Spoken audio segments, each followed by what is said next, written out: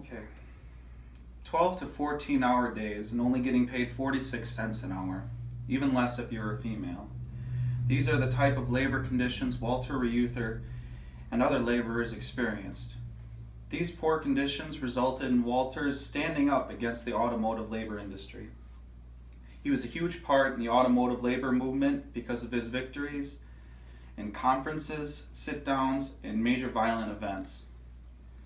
In the automotive labor movement, there were the three big companies: Chrysler, Dodge, Ford, and GM.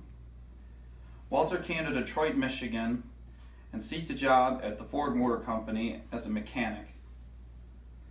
Here's where he experienced the long hours, 12 to 14 hours a day, for up to 21 days in a row, including weekends, all for very little pay.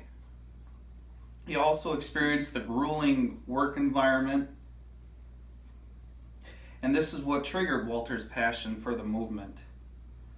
All three felt the impact of the movement, the motor companies, but Chrysler felt the smallest impact with only one small strike. Because of Walter and his brother's hand in the movement, a boom in the economy was caused. The reason for that is because with the strikes and sit-downs, larger pay was caused for that, and people went out and bought things.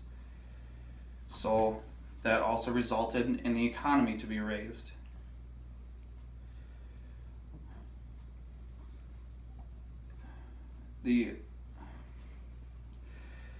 So Walter and his two brothers, Roy and Victor, had experienced so much of the poor labor conditions and poor pay that they decided to stand up for laborers everywhere. So in 1935, Walter and 200 other delegates from all over the United States from other automotive plants got together in Michigan and formed the UAW, which is the United Automobile Workers Union. This union is still a union today and is still very active. Walter's direct impact was during his presidency between 1946 and to 1970. And in 1970, he died in a plane accident going to a conference. He was president of the West Side of Michigan, District 174. During his presidency, however, he fought for pensions, better work environment, workers' rights, along with equal pay between men and women. Another large impact Walter had was through his strikes and sit-downs that he was involved in. One of the major sit-downs was at the Kelly Hayes factory, which is a parts manufacturer. This 14-day sit-down strike resulted in better conditions, equal pay for men and women, and nearly double wages compared to before. Another large impact was the sit-down strike at the Flint, Michigan plant. Workers welded the doors shut, would not let anyone in or out, and set up defenses for the police that were trying to break in. The police there would break the windows of the plant and throw tear gas in to try to flush all the workers out. Any of the workers caught outside were beaten by the police. And the laborers that were in the plant formed defenses on the roof where they had two large metal rods, and they stretched an inner tube around the two large metal rods and formed a slingshot, where they fired 1.5 pound hinges that they made in the plant at the police down below. Eventually, the National Guard got involved, but didn't get a chance to do anything because the governor decided that enough was enough and enough pain had been caused.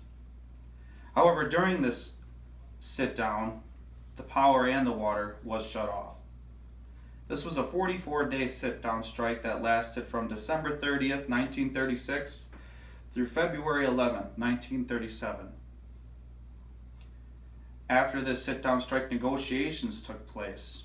Negotiations resulted in better pay, equal pay between men and women again, as well as workers' rights and a better work environment. So in conclusion, Walter Reuther had an enormous impact on the automotive labor movement. so much that the UAW grew to 1.5 million members under his leadership between 1936 and 1970. With Walter's help, laborers received benefits, including pension and pay increases. And without Walter, the automotive industry wouldn't have come nearly as far as it has with its labor rights. Does anybody have any questions? I don't think so. Thank you for your time. Thank you. Thank you. It's very informative.